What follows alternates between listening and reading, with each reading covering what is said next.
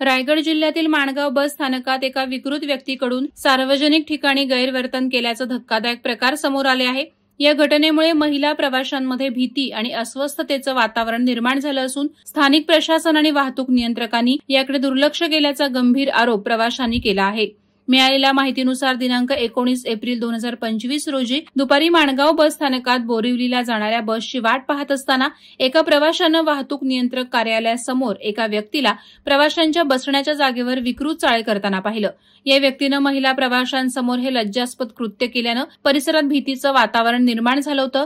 याबाबत तक्रार करण्यासाठी प्रवाशांनी वाहतूक नियंत्रकांकडे धाव घेतली, परंतु नियंत्रकांनी याकडे गांभीर्याने न पाहता त्यांना उडवाउडवीची उत्तरं दिली।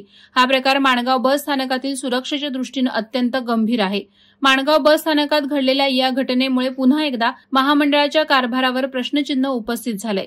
विशेषतः महिला प्रवाशांच्या सुरक्षेसाठी महामंडळ आणि स्थानिक प्रशासनाकडून कोणतीही ठोस उपाययोजना केली नसल्याचं दिसून येतं। प्रवाशांनी या घटनेची तातडीनं दखल घेण्याची मागणी परिवहन मंत्री प्रताप सरनाईक यांच्याकडे केली आहे। वाहतूक नियंत्रकांनी या प्रकरणाकडे जाणीवपूर्वक दुर्लक्ष केल्याचा आरोप करत त्यांच्यावर कारवाई करण्याची मागणी देखील महामंडळाकडे करण्यात आली आहे।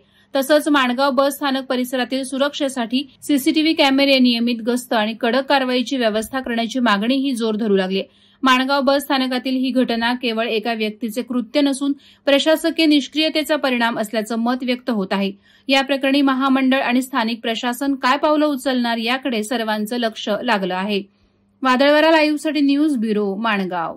नवी मुंबई व रायगड जिल्ह्यातील ताज्या बातम्या आणि घडामोडींसाठी सबस्क्राईब करा वादळवारा लाईव्ह चॅनल आणि दाबा बेल आयकॉन।